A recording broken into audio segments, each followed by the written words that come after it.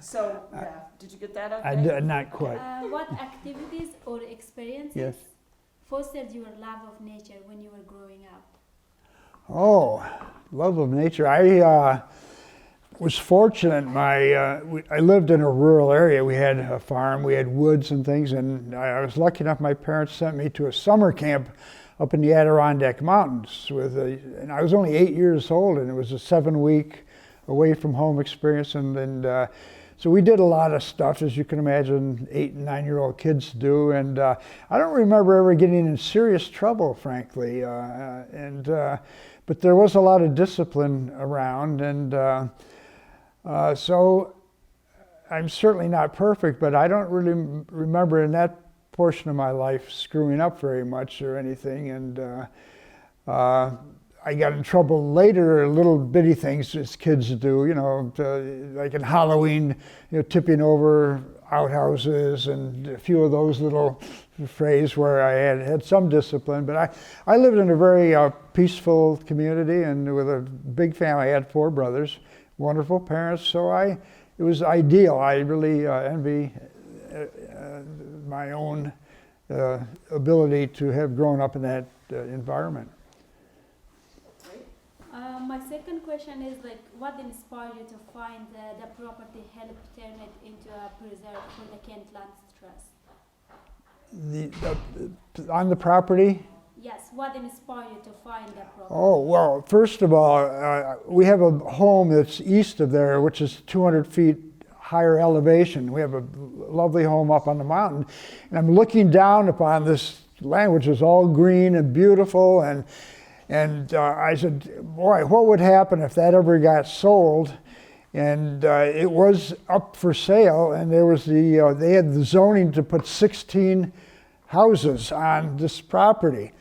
So fortunately, I was fortunate in life. Economically, my wife and I were able to come up with the money to give to the Kent Land Trust, and they purchased the property. So a little bit of it was my own selfishness, in that I wanted this for my own view, but beyond that, that's going to be there forever. When you give away things to the land trust, there will never be a building on that property forever. And forever is a very long time, isn't it? Yeah. Great, thank you. So can you let Anthony then do a question now? Yeah, thank you so much. You're welcome. So can you just quickly get out there? Oops, careful going in there. Okay, Anthony, I'll cue you. So 3, 2, 1. Okay. So, sir, 3, 2, 1. Did any of your neighbors and/or family members question your decision to dedicate your resources to the conservation? Not really. It was very clear as I was growing up that my parents, my church, the upbringing I had was to give back. And so we had already made a substantial donation to Cornell University because that really made me a different person than I was before. And so I attribute a lot of my success to what I learned at Cornell. So I gave back. We endowed a professorship there. And then I got involved in my business life in the medical area with the Juvenile Cancer Center in Boston. And so I got very involved in giving back there through the company, but my own efforts. And the third thing I wanted to do was conservation. And so we had those 3 goals, and that was the third pillar of our giving strategy. And we just got lucky it was available at the same time that we were able to do it. So the stars are aligned, and we feel obviously very blessed that we were able to do it. That was very impressive, sir. Thank you. So Anthony, do you have another question on there? I do. Yeah, okay, 3, 2, 1. What are some of your grandchildren's fondest memories of the preserve? Oh, I only have 2, and they live in the Boston area, but they love coming there.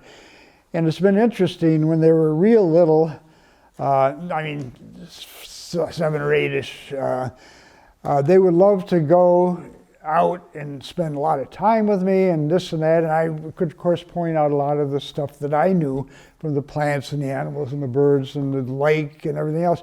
But as they got a little older, we're having a little bit of a struggle now. One is 13 and one is 10, and I'm competing against the handheld electronic devices, which is an interesting dilemma because obviously they could be used for good. Hopefully this would be a good example of it.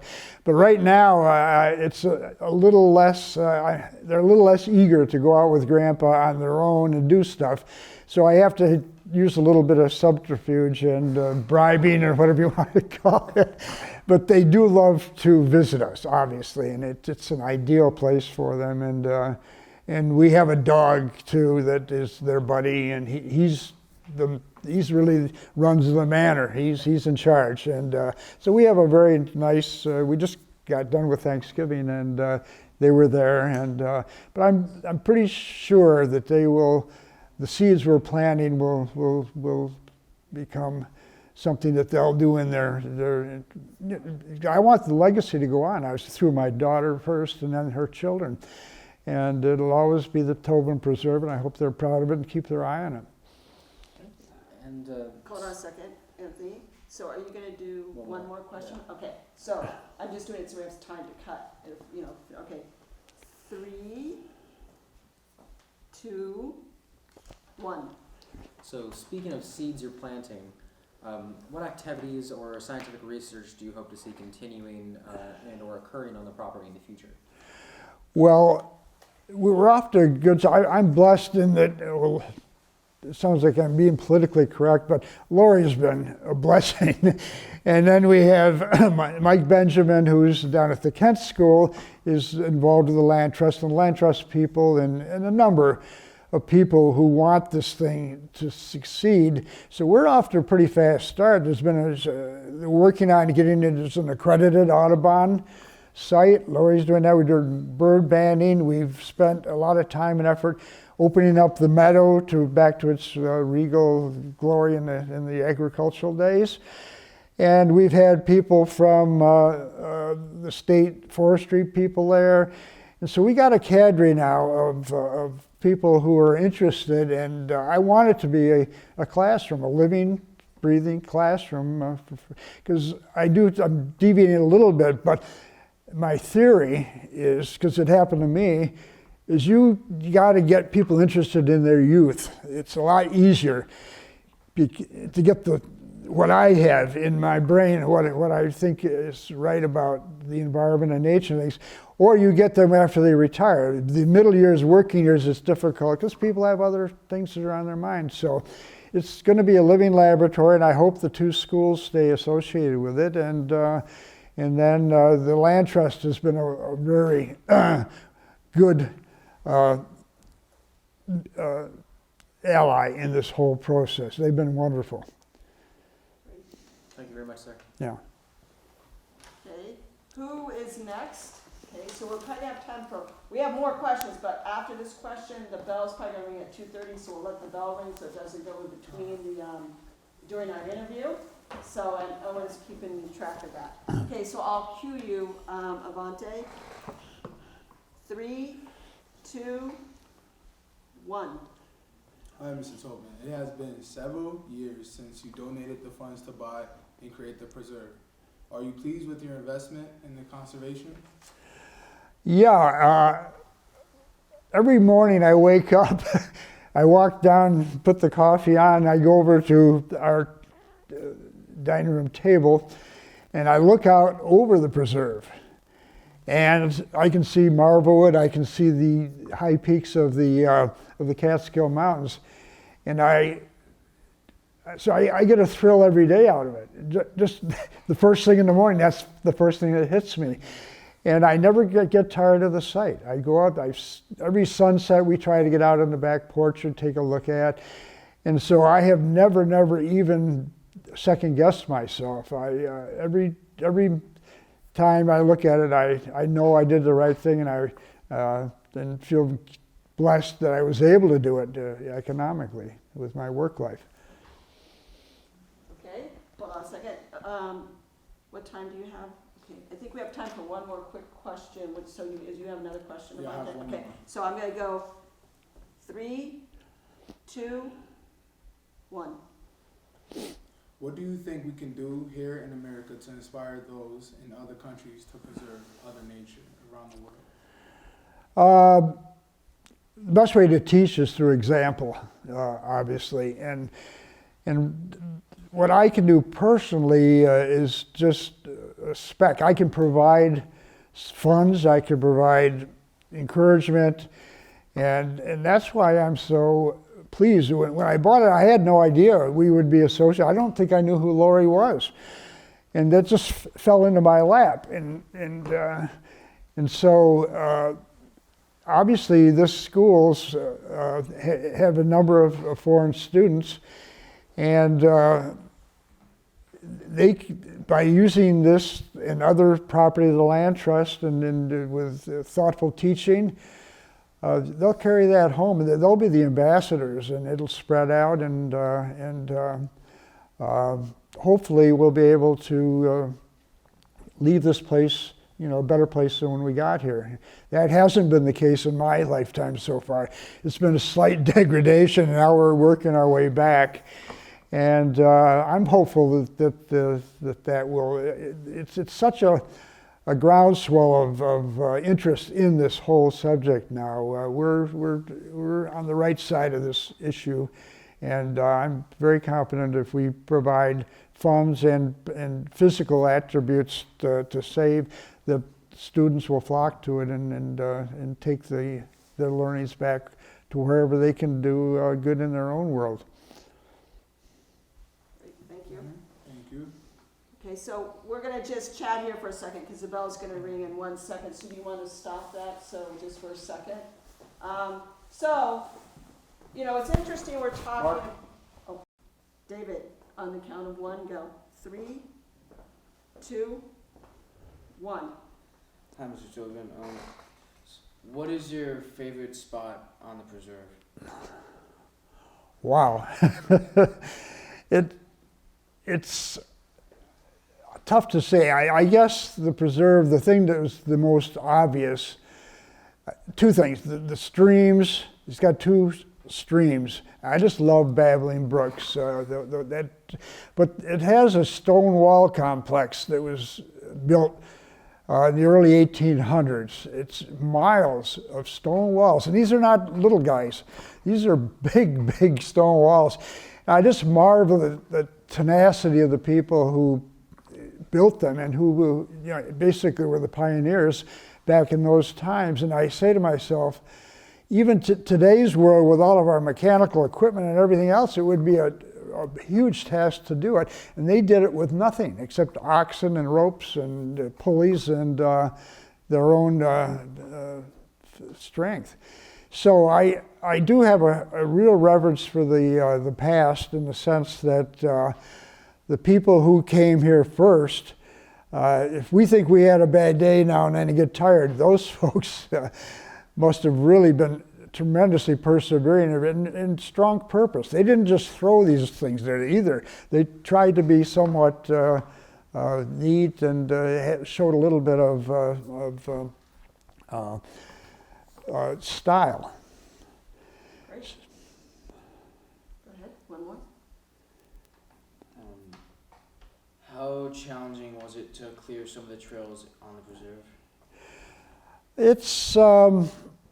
It's not really hard, in the sense, what you learn though is there's an old saying in carpentry, you measure twice and cut once, because you need to know where you're going. So I was very smart about looking at the property and really getting to know it before I outlined what trails would be.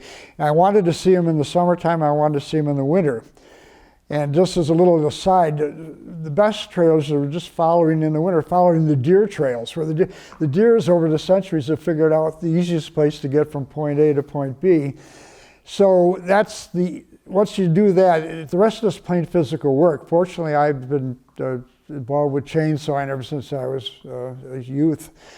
and I'm pretty good with that. And then I've had the good fortune of having a few volunteers, in fact, a couple from Marblewood, that would clear behind me. I would cut the stuff down and they would drag it over to the side and make it less obtrusive. And so it's really not a backbreaking job at all compared to the stone walls or some of the other things that people do in life. It's been relatively free of that.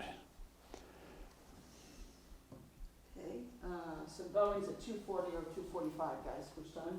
249. Okay, so let's see here.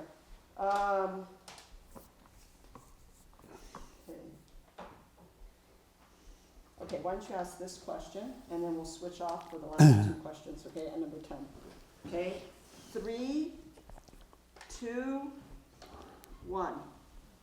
Rather than having Kent Lanchos hire someone to do trail work, why is it important for you to get out on the preserve to clear and maintain the many trails? Well, the current system is that I am in charge of trails, and I do most of it other than the volunteers that I just mentioned. I had a few. Of course, in retirement, I love to get outdoors, so I take a walk, a formal walk every morning and night with the dog. It's 2 or 3 miles each time. And while I'm doing it, I'll go down the trails, and they're fairly maintenance-free. Even just the branches are down here, dead tree falls over. But the maintenance part is relatively small. And the other thing, one of our plans, this is futuristic, is we're going to provide in our will for perpetual maintenance in some form, so that once I can't do it myself, it won't go to weeds and junk. There will be money set aside for the land trust to employ somebody to make sure that it not only is maintained, but any additional ideas that come to fruit will happen. Because let's face it, a lot of things are going to happen in the next 100 years, and it has to be loosely worded so that we can still accomplish the mission, even if it's under different circumstances. And so I'm trying to think of everything. If I've forgotten something, somebody remind me. But my goal now is when I leave this world, it's going to be that thing's going to be there. It's going to get better every year forever. Great. Thank you. Let's see, Zora. Yeah, let's do one more.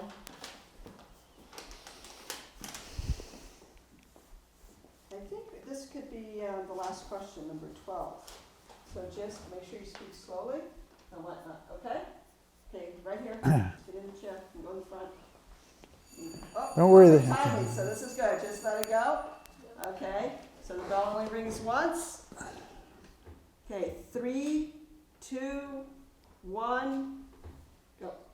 In your view, why it's important for you, for young people to become interested in conservation?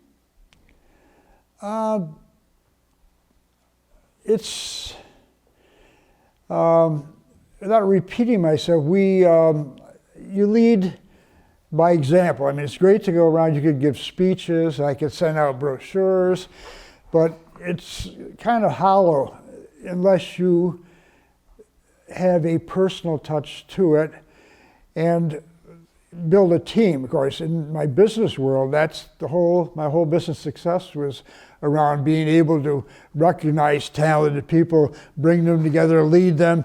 So I want to train a bunch of leaders, and some of people like you were in the room, and some of the adults like Lori and Mike and Daryl and a whole bunch of Connie. There's a whole bunch of others who are already infected, and all they need is a little bit of some money and other support to carry out what their life's desires are too. So lead by example. Whenever you can, try to stay current on what's going on. Lori mentioned there's a little lull now in the U.S., and I'm not going to get on a political platform, but the current administration is stepping backwards from a lot of the progress that was made in terms of the Paris agreements and in the land grabs but nobody, even Theodore Roosevelt back in the 1900s, was the opposite. Through his 2 administrations, he gave a huge boost to it. And so I'm telling you that beyond the current administration, there will be a lot of momentum still. In fact, right now, a number of cities and states are just saying, I don't care what they say, we're going to abide by the Paris agreements. We're going to do it anyway. And so I think the movement is far enough along so there are a lot of people out there, much more than there would have been 20 years ago, who really take this thing seriously and will urge this forward, and no one administration or one person could be able to sabotage it beyond repair. It's just a little, in life you stumble a little bit here and there, but my experience is that if it's a good cause and it's the right thing to do, eventually the right thing gets done. Thank you very much. You're welcome. All right, so we pretty good there with the questions? Any other questions come to mind when doing the interview, or are you guys good? Good? Do you have any questions of us, Mr. Tobin? Yeah, most of your students are, when they come here, they aren't sure, or is this slightly because I've tilted towards this environmental things been one of your, say, key things that differentiate you perhaps from other schools that could have gone to? Yeah, I think it's both. There are some kids that come here because of the fact that we do like to go outside and do things, and that a lot of kids gravitate toward that, but there are also a lot of students who come here and have not really been outside before, and by taking them out, exposing them to this, it's sort of they get this bug, and they want to either go out and continue studying wildlife in its natural environment, or they want to do things to help the environment. So, and again, I think it's just by leading an example and exposing kids to these things, and that's why it's wonderful to have these living laboratories and classrooms to go out to. And when we went to the stream the other day, you guys didn't realize the things that were in the streams or whatnot, and it sort of opened up a whole new world for you. So it's a little bit of both. It's about 50-50. Yeah, it's because it has to start there. I think, although I do know adults too who lived in Manhattan their whole life, and their weekend had come out and said, "Oh my God, this is a very different world." They get very involved because they figure that they've missed this all of their normal working adult life, and now this is a brand new thing that they can get involved in. And so it's, as I said when we were on camera even, you can't just do it through brochures or the normal political speech. You got to live it a little bit, and you got to touch it, and you got to smell it, and you got to get infected in a nice way, a nice infection. It's a lot easier to do with the youth than it is with adults, but and we have to do it, and there's no question. But what if we don't do it? We're going to be dinosaurs at some point, and we're all related to everything. Yeah. Everything, Yeah. all life forms are related. We have to learn to achieve Yeah. this balance and nothing is spirit. Now, here's an interesting question. International students, how often did you go outside when you were in your country going to school? Rebecca? A lot. Did you go out a lot? Yeah. Where would you go out to? Only in the city. Only in the city, not in the country. There isn't anything to see. Nothing to see. Okay. Echo, did you go outside much when you were in school? Just more inside. Do you like going outside? Right now, yes. Yes. Before, not. Not before, but now you do. Why? I just feel like it's just something like deserve us to all care about. So it's like really with everybody to kind of to protect those preserves and animals and species. And there's a beauty. I think when you were out there, you were like finding these beautiful plants to photograph, and there's a sense of peace. Yeah. Okay. How about you, Kim?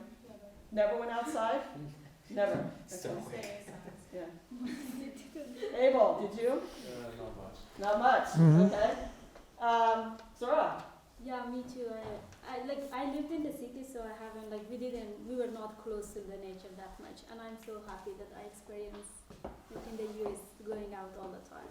And American so much to students. see and things. Yeah. Did you go outside much? No, I don't have anything, I promise. At my first high school, we actually did. We were on another mountain, Uh-huh. and we not as much as we do here, but yeah, we got to go out and for science for our biology class, and then on the weekends. And Owen, did you go outside much? Is this at school or? Just at school? At school, almost never. In the summer. David? I mean, it's school like sports and stuff. And gym class. Okay. Avante, I know they took you outside, Yeah, right? I used to go to a preserve close to my house.